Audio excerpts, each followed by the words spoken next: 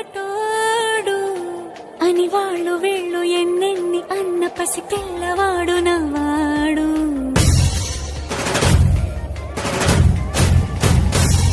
విడుముండోడు అని ఊరు వాడ అనుకున్న గాని మహారాజు నాకు నవ్వాడు.